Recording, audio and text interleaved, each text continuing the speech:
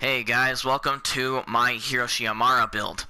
This is part of the new series I'm going to be putting on my channel called True Judgment. This is where we take guns from any part of the game, events, base game, and DLCs, and we try to make it as good as possible on whatever character that requires. Here's me killing Tron without enemies nearby.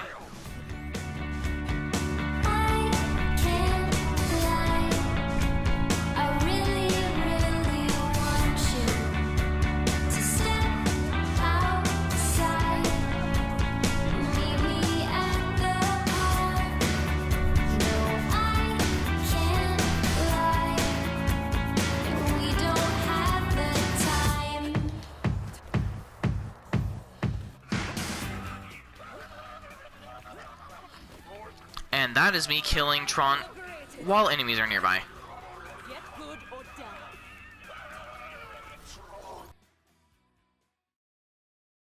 This is the gear we're going to be using for the build. The only gun we're going to be using is the complex root, because that's what the build is for.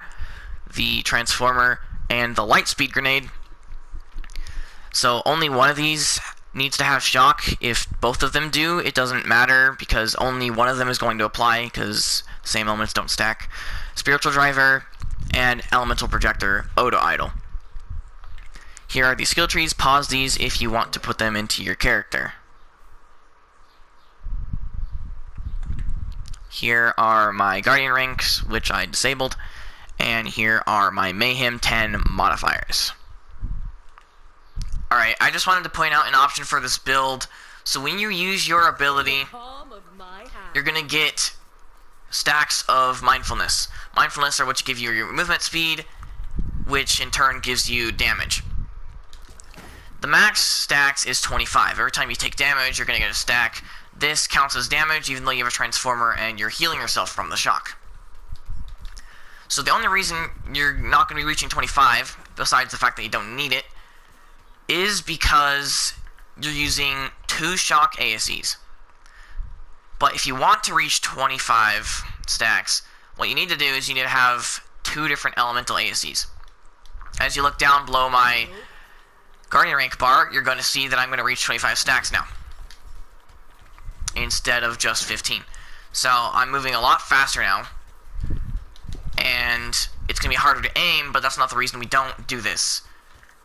It's much safer to just have shock ASEs, because then you won't kill yourself. This gun does so much damage, and it basically nukes the entire area, hence the name. So if you decide to have a different ASE, you need to take cover as soon as you shoot, or be prepared to die every single time you do shoot.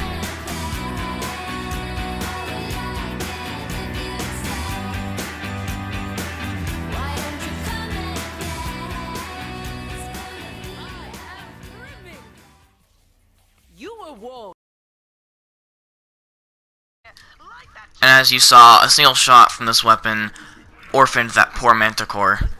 And now, here's what it does to Wotan. This gun made the takedown a breeze. It was so overpowered, it just kills everything. All you have to focus is one enemy and it kills everything around you. It's just a better recursion. Because the recursion can't do crap against bosses, but this thing, it melts bosses. And if anybody's nearby, it just one-shots them as well. So, as you can see right here, you can see a huge chunk of his health taken away because one enemy appears. The only problem is if an enemy moves out of the way of the projectiles that it shoots, it is not going to do damage and it's not going to ricochet either. So what this gun does is it shoots in a burst, and each shot spawns about 20 projectiles that go in a zigzag pattern in like a cloud. And each one of those has a chance to ricochet, and when it does, it spawns an entire new cloud.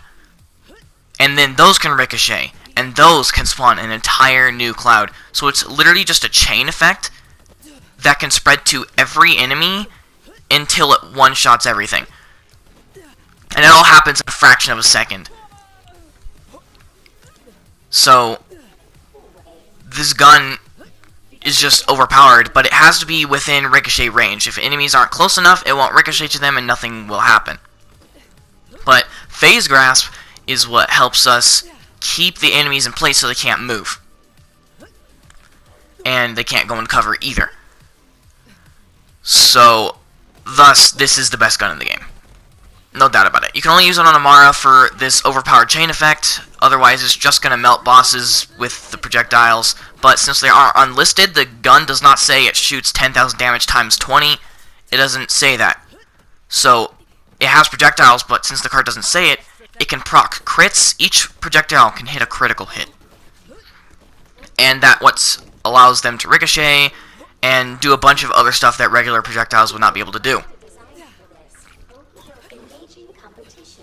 So, as for the strategy guide of this build, it's very simple. You shoot the tankiest enemy so that it survives the longest and survives long enough to ricochet. Because if you're one-shotting them, the bullets are not going to ricochet.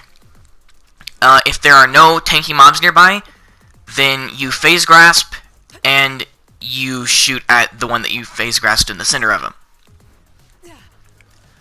So, for my rating of this gun, it is definitely a 10 out of 10, and nobody can tell me otherwise, because no other gun is this overpowered.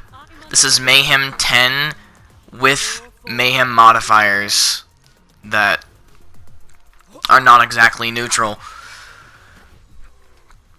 But I do have a very powerful version of this gun. It is consecutive hits, which stacks up to 200% damage. And whenever you use your phase grasp without hitting an enemy, it activates elemental effect on yourself, which heals your transformer, and it counts as consecutive hits. So even though you're not damaging anything, your consecutive hits anointment is still stacking. So the longer you go with your phase grasp active, the more damage you're going to do with this weapon. And another thing, why this build is called Hiroshi Amara is because once all the zigzag projectiles are done moving around and dealing damage per second, they explode. But when they ricochet, they cause more explosions. And the explosion radius stacks. So it literally just nukes the entire area for insane amounts of damage. So the blast radius is bigger than the ion cannon or some crazy gun with crazy fire. Yeah, my brain just died, but you get the point.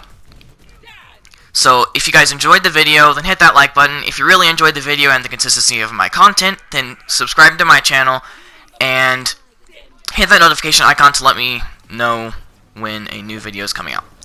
So, have a good rest of your day.